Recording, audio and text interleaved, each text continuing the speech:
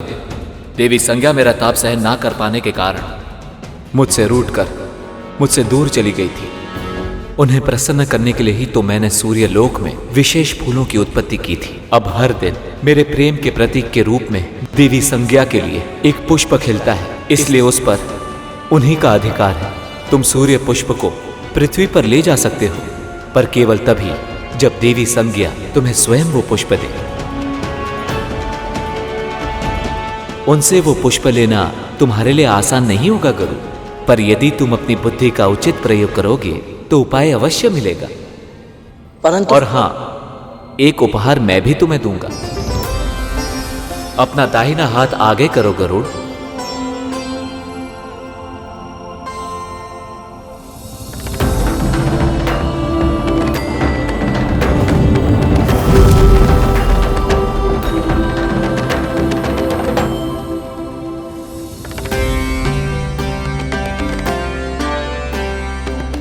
यह बहुत ही विशेष शहद है गरुड़, इसे खा लो। भूख तो मिटेगी ही, बुद्धि भी चलेगी। और हां, इस पात्र को सदैव अपने साथ रखना। यह अक्षय पात्र है, इसके भीतर का शहद कभी घटेगा नहीं।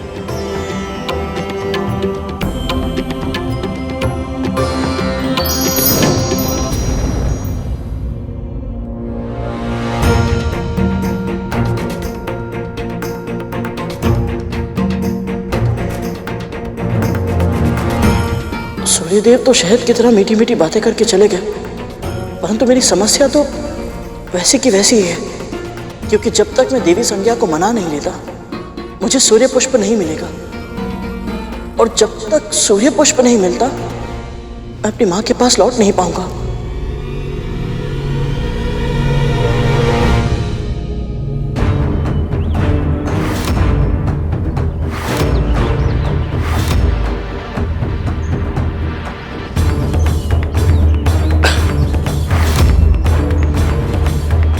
इन्हें क्या हुआ और ये दुर्गंध कैसी है?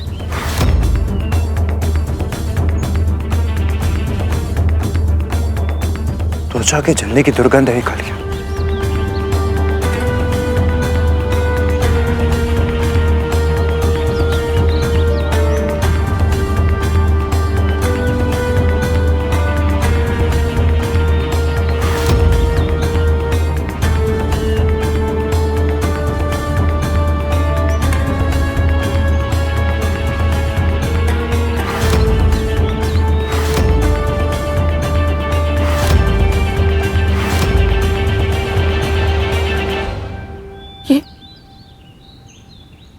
ये सब क्या हो गया?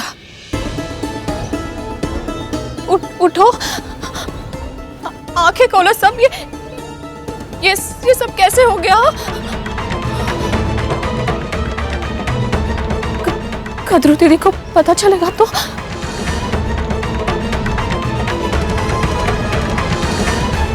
कितने दिन बीत गए इसे बचाए हुए।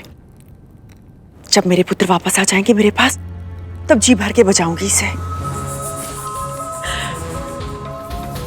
कितनी धूल मिट्टी जमा हो गई है इस पे।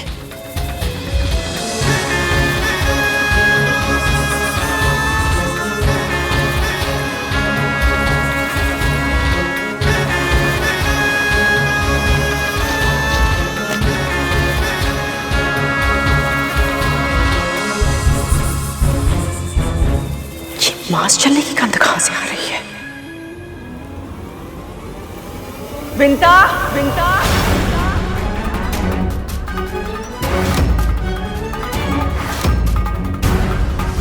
विंता, विंता,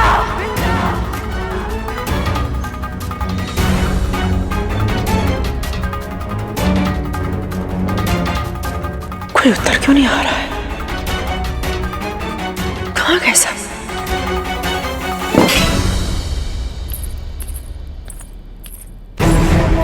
कहां गए साहब? कहां गए साहब? कहां गए साहब?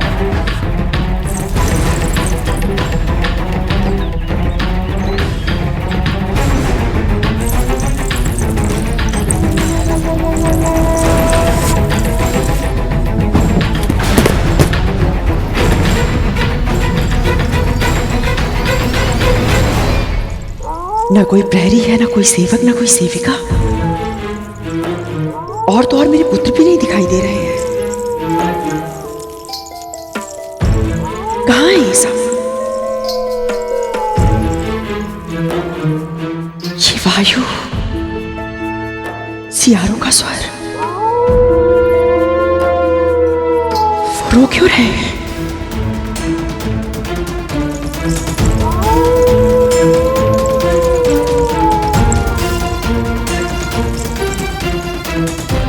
कहाँ मर गई थी तुम दोनों?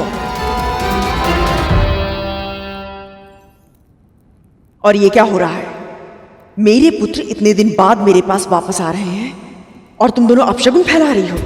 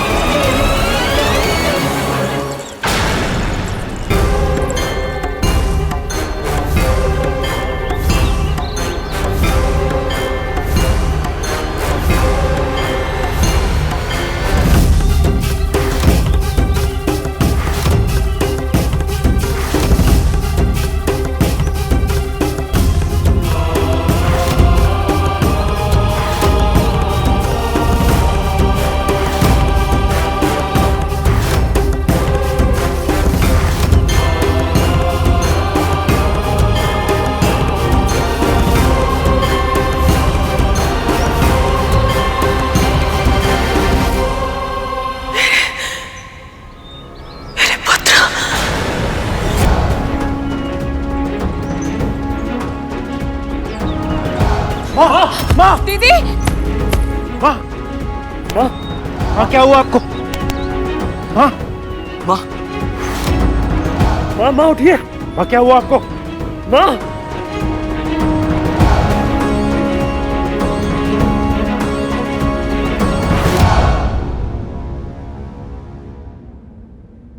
कुछ समझ में नहीं आ रहा। प्रतिदिन केवल एक ही सूर्य पुष्प खिलता है और वो संज्ञा माँ को बहुत प्रिय भी है, तो फिर वो मुझे सूर्य पुष्प क्यों देंगी भला? कैसे मना उन्हें?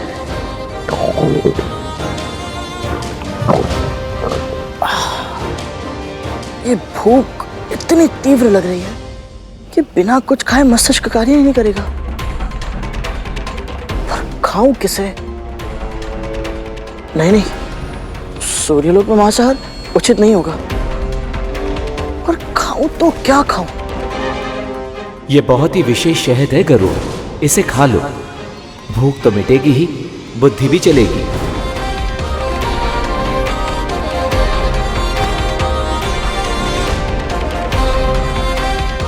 ये उत्तम रहेगा।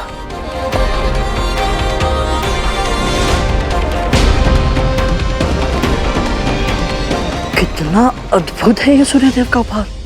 नन्हे खरगोश, ये लो गाजर खा लो। लो ना, खा लो।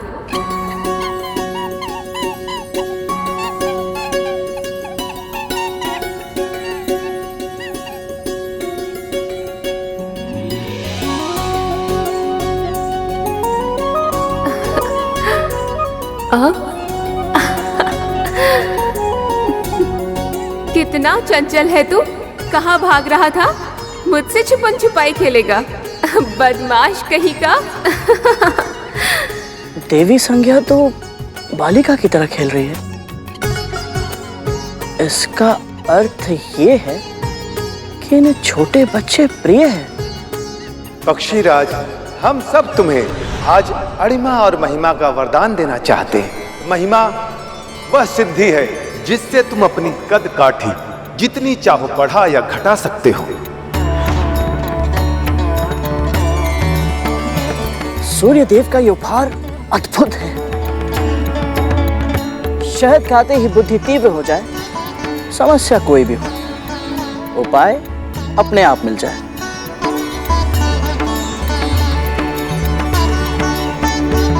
माता संज्ञा से सूर्य पुष्प लेने के लिए मुझे उनके समक्ष बाल रूप में जाना चाहिए।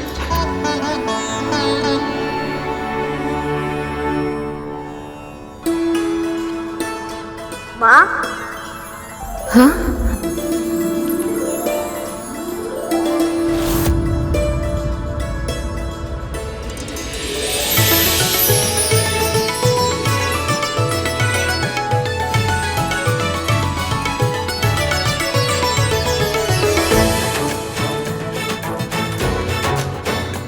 किसने पुकारा मुझे? माँ, हाँ?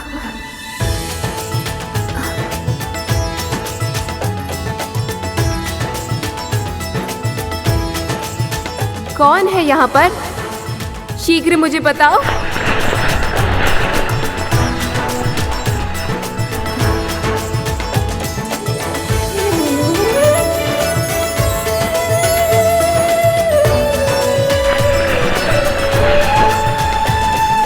ये तो कोई छोटा पक्षी है।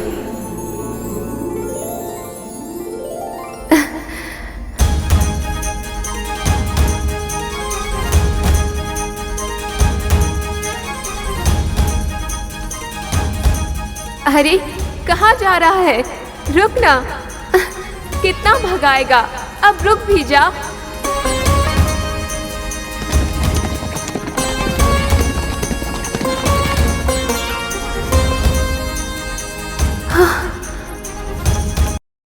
क्या अभी तो यही था? हाँ।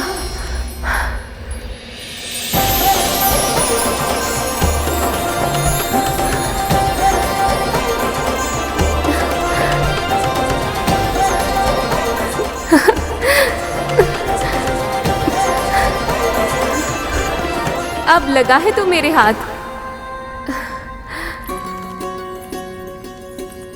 तू इतना चंचल है, फिर भी इतना सुंदर और सलोना है। प्रणाम भाभी माँ। अभी तो थोड़ी देर पहले मुझे माँ कह के पुकार रहा था, अब भाभी माँ बना दिया। अब सूर्यदेव की पत्नी है, इसलिए मेरी भाभी हुई, और आयु में मेरी माँ की समान है, इसलिए मेरी माँ हुई। तो मैं तो भाभी माँ ही कहूँगा ना। कौन है रे तू? क्या नाम है तेरा? मैं महर्षि कश्यप और विंता नंदन गरुड़ हूँ भाभी माँ। अरुण का भाई गरुड़? इतना बड़ा हो गया तू? यदि मैं इन्हें इस रूप में बड़ा लग रहा हूँ, तो अपने असली रूप में कैसा लगूंगा? अरे हंस क्यों रहा है तू? आप भी कितनी भोली है भाभी माँ। अभी मैं कहाँ बड़ा हुआ हूँ, अभी तो मैं एक नन्हा सा प्यारा सा बालक हूँ। सही कहा तूने। अच्छा ये बता, तेरी माँ कहाँ है? वो तो कुटिया में है। पृथ्वी पर? तू यहाँ कैसे आया? उड़कर। भूलोक से सूर्यलोक तक तू उड़कर आया, और थका भी नहीं, बल्कि मुझे दौड़ा दौड़ा कर थका दिया। इतनी शक्ति कैसे है तेरे भीतर? मैं प्रतिदिन भोर में उठकर 108 बार सूर्य नमस्कार करता हूँ, इसीलिए। सच में? करके दिखाऊं? बस समझ गई कि तू बहुत शक्तिशाली है। पर शक्ति केवल व्यायाम से नहीं मिलती, उसके लिए अच्छा भोजन भी करना होता है। और तुझे देखकर लगता है कि तेरे इस छोटे से पेट को बहुत सारे भोजन की आवश्यकता है। चल तुझे कुछ खाने को देती हूँ। नहीं भाभी माँ, आपको कष्ट करने की कोई आवश्यकता नहीं है। भाभी माँ कहा है ना तूने, तो चुपचाप भाभी माँ के आदेश का तो पालन करना होगा। और अच्छे बच्चे हट नहीं किया करते, समझा? चल अब मेरे साथ। विमाता कद्रू की इच्छा पूरी करने के लिए तू कितना कुछ कर रहा है, पर तुझे आभास भी नहीं है कि कितनी बड़ी दुर्घटना घट गई है। और भूलोक पर कितना बड़ा बवंडर तेरी प्रतीक्षा कर रहा है।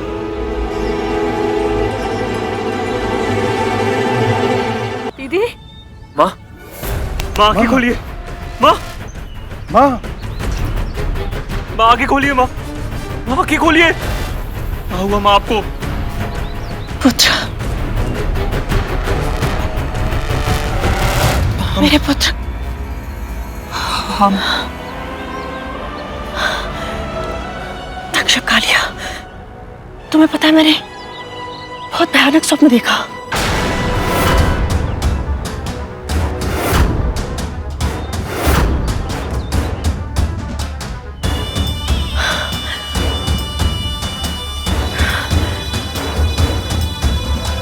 कुछ चल रहा है क्या?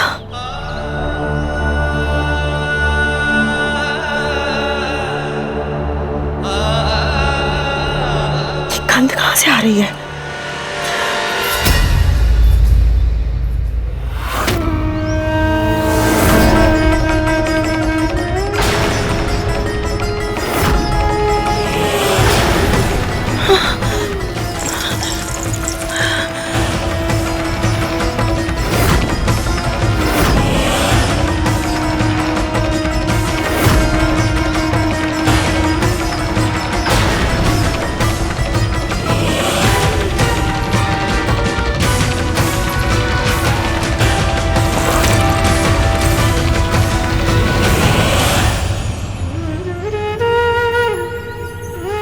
विष्णु लोक की यात्रा के समय सूर्यदेव और गरुण की भेंटावशी हुई थी, किंतु उसने सूर्यलोक में प्रवेश नहीं किया था। किंतु अब तुम्हारे आदेश के कारण उसे सूर्यलोक के भीतर प्रवेश करना होगा, और तब होगा उसे सूर्य के असहनीय तेज और विकराल ताप का अनुभव। उसके पंख जल जाएंगे।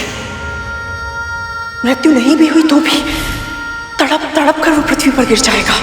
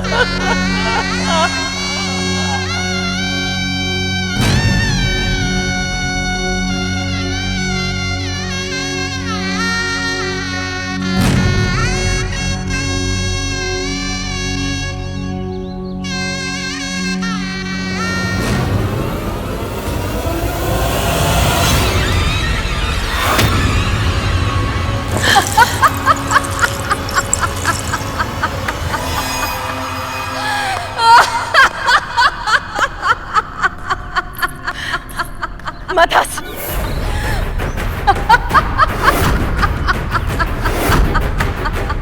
मैंने कहा ना तुझसे, मदस!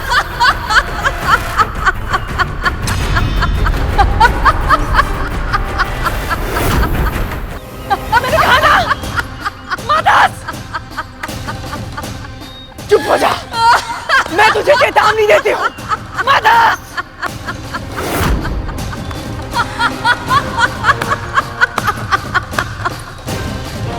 चेतावनी देती हूँ मैं तुझे, मदस! क्यों? मेरे हंसने से आपको रोना आ रहा है, महारानी?